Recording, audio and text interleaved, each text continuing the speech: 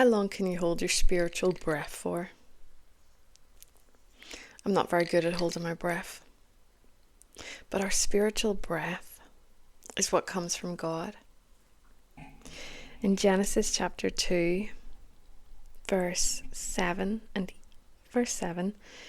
then the Lord God formed the man of the dust from the ground and breathed into his nostrils the breath of life, and the man became a living creature. If you're wondering why you haven't felt so alive, it's because you haven't been receiving the breath of God. And we all know, it takes several minutes before someone is permanently brain dead, right? And yet many of us, myself included, we go for big stretches without receiving breath from God, without receiving fresh breath. Because we can only hold our breath for so long.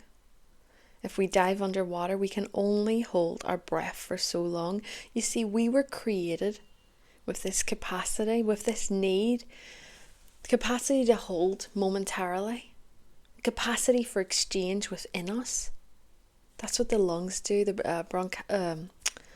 bronchioles. They exchange. We have a capacity to exchange what God is bringing in and what we actually put out. But we are not too good at holding our breath for long periods of time because we're not meant to. You were never meant to go years without God, days without God, weeks without God, months without God. We were not made to go without God. We were meant to be breathed into. We were made for the breath of God to renew us, and it does renew us. That's where the life is. If you've been feeling dead, are you missing the breath of God? The fresh wind breath of God?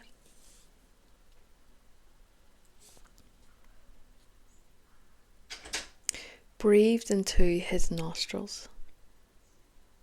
That's how close you have to be breathing in with God. He breathes into his nostrils. And that's a deep breath, right? There's something wonderfully calming or therapeutic when we breathe in through our nostrils. Deeply. What happens when you breathe into God deeply? You breathe from God deeply. You might just find peace.